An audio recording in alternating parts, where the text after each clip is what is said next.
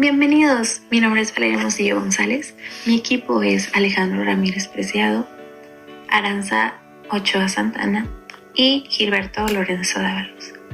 Y hoy les vamos a explicar acerca de las haciendas y latifundios. ¿Qué es un latifundio? Un latifundio es una explotación agraria de gran extensión que puede ser tanto de propiedad privada como de propiedad pública, aunque lo habitual es que sea propiedad privada. La extensión que ha de tener un latifundio dependerá de la región y cultura en que se encuentre, ya que no existe una dimensión mínima exigida y universalmente aceptada para considerar a determinado terreno como un latifundio.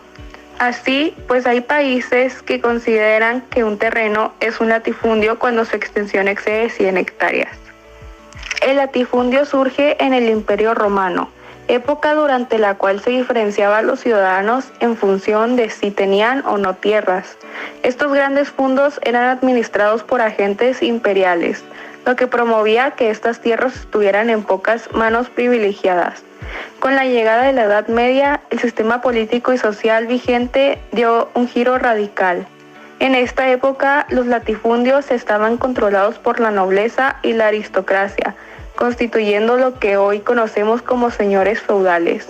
Cada señor feudal era propietario de una gran extensión de tierras que estaba controlado y protegido por el ejército particular del noble en cuestión. A cambio de protección y de alimento en estas tierras vivían campesinos quienes trabajaban las tierras del señor feudal.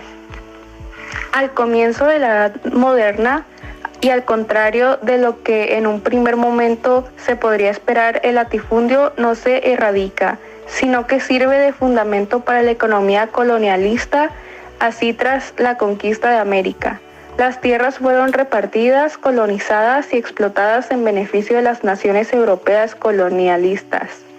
En un principio, estas tierras eran trabajadas por esclavos, pero más tarde, con la llegada de la democracia, el sistema dio paso a los trabajadores libres. Sin embargo, los grandes latifundistas permanecieron intactos en la mayoría de los sistemas, democráticos o no. Ahora, ¿qué es una hacienda? Originalmente se trataba de propiedades muy extensas en las que se criaba ganado y aves de corral. Se sembraban productos agrícolas, alimenticios y se producían textiles. Se explotaban canteras, minas y todo aquello que permitiera el abasto de sus dueños y sus trabajadores. Bueno, ya que sabemos qué es una hacienda, ahora veremos sus medidas. Las haciendas más pequeñas llegaron a alcanzar las 10.000 hectáreas y las más grandes hasta 100.000. En estas zonas, la explotación era un hecho. ¿Qué características tuvieron las haciendas? En el caso de las haciendas, concebidas al mismo tiempo como explotación agrícola, centro de producción y residencia particular, el número de las construcciones es mayor y las viviendas ocupadas durante todo el año son más complejas. Muchas veces con jardines, huertos, miradores e incluso capillas. ¿Cómo era la vida de un peón de hacienda durante el Porfiriato? Los peones acasillados vivían permanentemente en la hacienda y sus ingresos provenían del sueldo que les daba el hacendado, de una pequeña parcela que les cedía en la que casi no sembraban, en la ración del maíz que se les daba y en el derecho de apacentar animales dentro de la hacienda. 11 millones de gentes que vivían como animales o como podían, la mayoría como peones en las haciendas o como indios refugiados en sus reservaciones, esperando que llegaran las tropas de las compañías deslindadoras a despojarlos de sus tierras, heredadas de sus antepasados, ex dueños del país. Desde el inicio de su gobierno interminable, Porfirio Díaz declinó su política para desarrollar a México. A este país solo pueden hacer funcionar los extranjeros. México era un país agrario atrasado, sin industrias, con malas comunicaciones, un comercio pobre y un subsuelo desconocido e inexplorado. Las grandes extensiones incultas, el clima tropical, la fertilidad de las tierras, los bosques vírgenes, la promesa de riquezas, minerales y la mano de obra regalada convertirían a México en un paraíso paraíso para los inversionistas extranjeros. Ni tardos ni perezosos, los capitales extranjeros tomaron posesión del país. Tierras y bosques, ferrocarriles, minas, metalurgia, petróleo, finanzas, comercio, periódicos, escuelas, energía, comunicaciones, industria textil y principalmente haciendas y latifundios. De 1883 a 1906, las compañías deslindadoras parcelaron un poco más de 50 millones de hectáreas a poquísimos propietarios. Por ejemplo, 8 individuos eran dueños de 23 millones de hectáreas, o sea, muchísimo más que un solo estado de la República.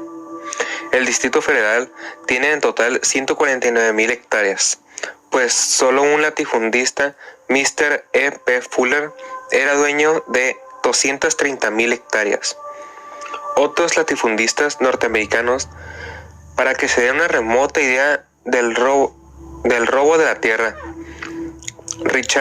Richardson Corporation, 302,000 hectáreas. Palomas Land, 777,000 hectáreas. H.G. Barrett Corporation, 106,000 hectáreas. Chihuahua Timber, 125,000 hectáreas. Colorado River, 326,000 hectáreas. Mr. Greene, 260,000 hectáreas. La Hartford Company de Connecticut era dueña de casi toda la península de Baja California, 11,5 millones de hectáreas. Otros latifundistas poseían 2, 3, 4 millones de hectáreas. En Chihuahua, Oaxaca, Durango, se ha calculado que el 97% de México era propiedad privada de 830 latifundistas. Estos eran dueños de México y no eran ni siquiera 1% de la población. Los peones y sus familias vivían dentro de las haciendas, llenos de deudas, perpetuos clientes de la tienda de raya. Todo configuraba una sociedad de tipo feudal. Los señores, dueños de las 3,000 y pico de haciendas y ranchos que habían en México, vivían como auténticos señores feudales.